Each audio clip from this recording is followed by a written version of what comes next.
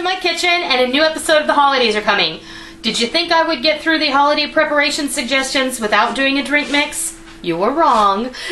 I am going to do a chocolate orange cocoa inspired by those lovely Terry's chocolate oranges that come out this time of year and that I always get in my stocking without fail, except for one year when Rick just couldn't find one. So you can have the flavors of a Terry's chocolate orange without having to whack it and right in your coffee mug in the morning. So let's see what goes into this. We're going to use some of our milk alternative, which you know you can use 2 cups of dried milk.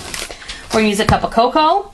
We're going to use a cup of coffee creamer, a cup of granulated sugar, 2 4-serving size pouches of instant chocolate pudding mix, and 2 4-serving size pouches of orange Jello mix. Okay, like just regular orange Jello.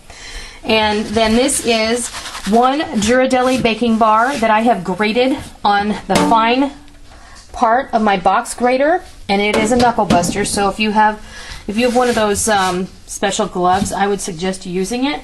I had one that bloomed a little because it was in the kitchen cupboard, and I needed to use it. So this is the perfect application for using up that bloomed chocolate bar. It's not going to hurt anything. I'm going to move things out of the way a little bit so that I can bring over my food processor. You don't have to use a food processor. You can just use a whisk and a big bowl, and it's all going to be fine. But personally, I like the way that you get a better incorporation of your ingredients when you use a food processor. And I will warn you that when you grate that chocolate bar, it will get everywhere. I mean, it's everywhere. You saw it when I moved everything. Okay, so we'll just start layering things in here.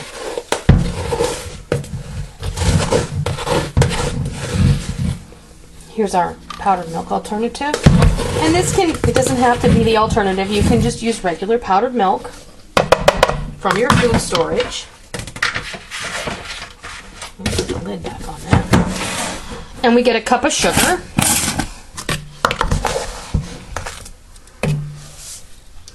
And the other thing is, too, if you live in a high humidity area, sometimes you're going to clump. Putting it through the food processor really does help break it up, as well as distribute everything nicely. All right, we're going to use a cup of this creamer.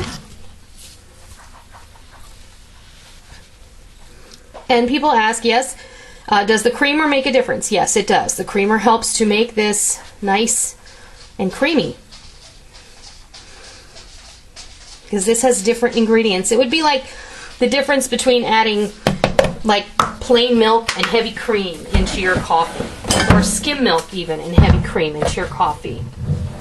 Let me grab a spoon, sweetheart. I'm going to put a cup of cocoa in here. And I have a brand new box of cocoa, so it's a little bit full.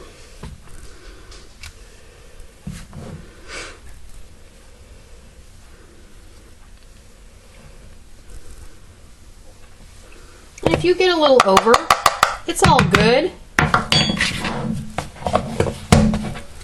Okay, we got milk, creamer, cocoa. Here's our chocolate. Just like that. And my cocoa is making a giant mess, just like my chocolate did. Okay, but it's worth it. All right, put this chocolate pudding.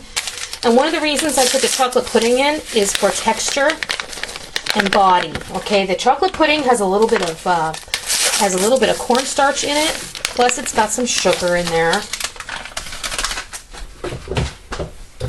Now, I have a very large food processor, so you could actually do this in a mixer, in a large bowl. You could do it in a regular non-mixer bowl. You could do it with a whisk, like I said before. It's all fine. Now, this is very similar to the chocolate-covered cherry hot cocoa mix that we did last year. Oh, hello. But we want it to be turned on, so just let it go and let it blend nicely. It will blend. The Blend Tech guy doesn't have anything on this. Oh, cocoa smoke. read that. Don't read that. I'm going to put a link to his video. If you've never watched the Blendtec videos, you have to go check them out. They're just hysterical. That guy will put anything in a blender. Okay, I think we're good. Now, whew, that's a lot of cocoa. And it smells really fabulous. I would just keep this in a Ziploc bag, and then I would use a cone bag to package it up and give as gifts. And if you give me a minute, I'll be right back, and we'll mix up a cup of this, and we'll show you what it looks like. We are ready to give this a try. Now, this is a big mug, okay? This is like a 16-ounce mug. So, I'm going to put 1/4 cup of this mix in there, and I'm going to make it right after I let Sammy in the house. Because she didn't need to come in the house 30 seconds before we click the on button. Okay, all right. Okay, let me grab a nice teaspoon. Or a hot cocoa spoon. Okay, with some hot water.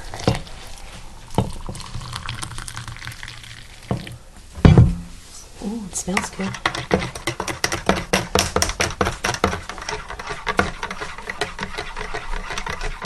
And give it a good stir.